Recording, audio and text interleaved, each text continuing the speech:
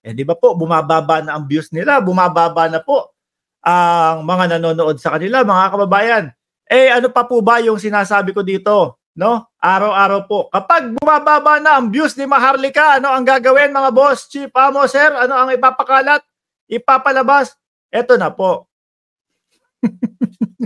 Ito yung vlog ni Maharlika. Ilang oras ba makalipas yan? 18, no? Oras ang makalipas nung binlog niya to, mga kababayan. Kasi yung mga nakaraang mga issue nila, na mga gawa-gawa ho nila, hindi kinakagat ng taong bayan, mga bossing. Yung keso, may kidnap pa, hindi na ako nakasubaybay eh. Miski ho ako na sinusubaybayan ko yung vlog niya para makontra yung lahat ng sasabihin. Hindi ko na, tinamad na ho ako, mga kababayan. Oh. Ano po yung lagi kong sinasabi sa inyo? Kapag ka bumababa ang views niyan, eh merong i-activate ho yan, mga bossing. Activate! Polvoron video, ilalabas na ba? Ayan ho, mga kababayan. Oh, mag-uutuan na naman po ang mga DDS, mga kababayan. Eh alam ko naman po na kayo po dyan sa dito po sa hanay na sumusuporta sa gobyerno, mga boss, chief, amo, sir, eh malabo po kayong mauto ng mga pulburon video na tong mga to, mga kababayan.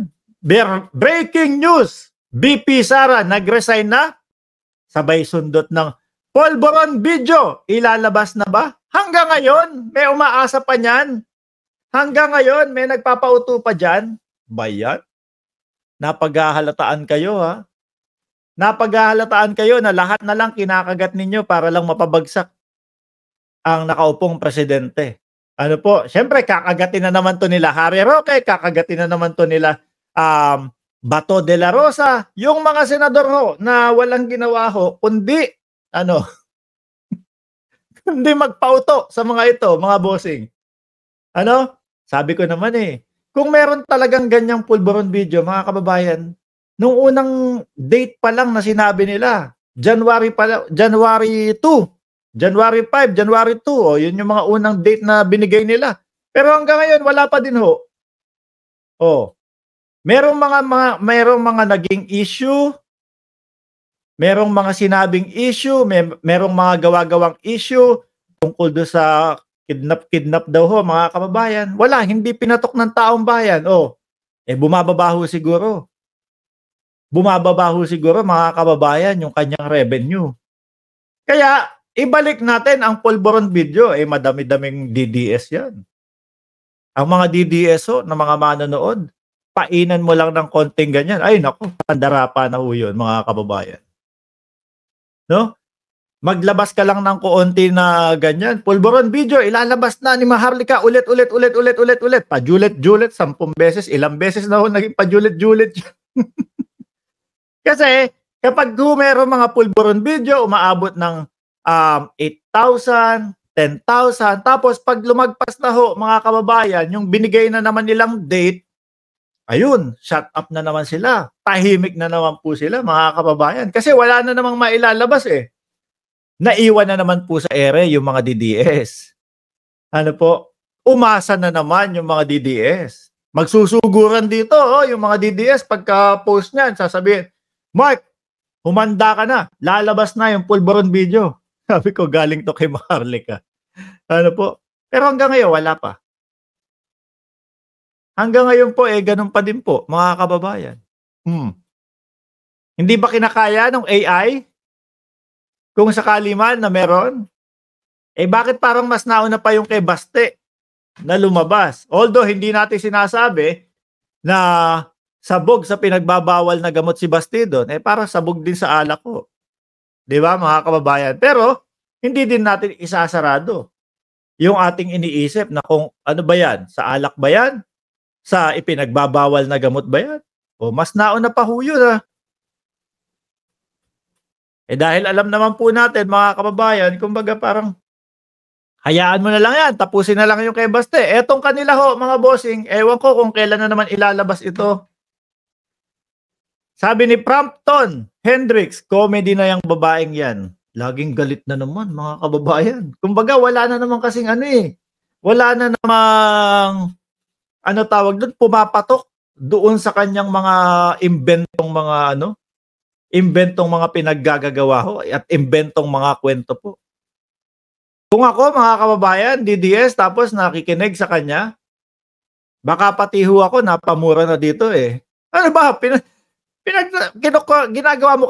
Ginagawa mo ba kaming kengkoy? Di ho ba? Janiel Nelvida Tablang, shout out po. Oh. Happy Fiesta, nakakamiss ang fiesta dito sa Tercelin. Away pa. Wala nang maibato yan si walang love life.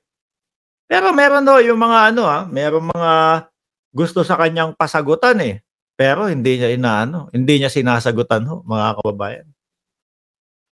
Meron sa kanyang mga ini-issue o meron sa kanyang mga issue, mga kababayan, kagaya na lang ho yung sa asawa daw. Oh. Ini-ignore niya lang po 'yun, mga kababayan. Di ho ba? Merong kumakalat na mga video, ini-ignore niya lang din 'yun, mga kababayan, di ba? Paano ba namang malaman namin kung ano talaga ang katotohanan? Balik ka sa pulburon video. Hanggang kailan ho kaya? Tingnan niyo ho kaya, hanggang kailan 'to gagamitin? No, hanggang kailan gagamitin ni Maharlika yung mga uto-uto na mga DDS? Dahil ako ho naniniwala, mga bossing, umaasa pa din itong mga DDS na ito eh. Hindi mga marunong bumasa, kung sila ba ay inuuto na, kung sila ba ay binobola na lang. Wala ho, basta mabigyan mo ho yan ng konting ganyan. Pulburon video, lalabas na. Alam mo, mga aso na yan,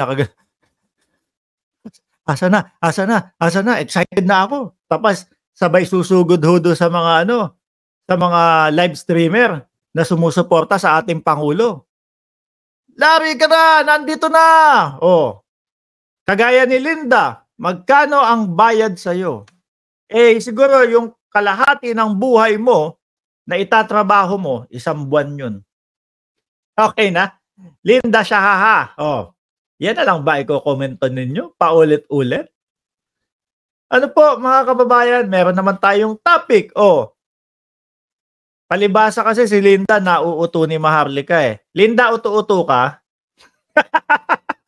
Linda, uto-uto ka? Ilang beses ka nang nauto nitong babae na ito? Dahil bumababa yung revenue, ilalabas ko ulit yung pulburon video. Kada 2 months, kada 3 months yata ho, nabababa yung kanyang revenue o bababa yung kanyang views, pulburon video ang ilalabas nila. Which is, sinasabi naman po natin yan, mga kababayan.